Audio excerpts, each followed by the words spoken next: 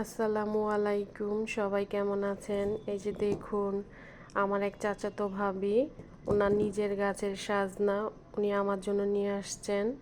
তো এগুলো আমি এখন কেটে নিব। সাজনাগুলো কি সুন্দর বড় হয়েছে, কি সুন্দর সাজনাগুলো।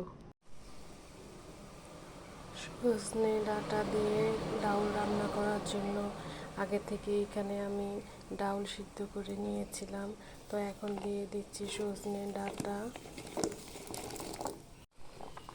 দিয়ে দিচ্ছি পেঁয়াজ।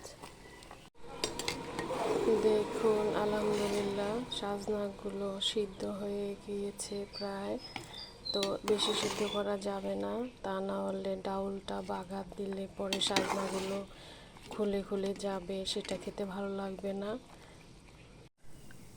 ডাউল বাগার দেওয়ার জন্য দিয়ে দিচ্ছি রসুন, এখন দিয়ে দিচ্ছি কিছুটা পাঁচফোড়ন। এখন এগুলোকে নাড়াচাড়া করে লাল লাল করে ভেজে নিতে হবে। যখন পাঁচফোড়ন থেকে একটু সেন্ট আসবে তখন বাগারটা দিতে হবে।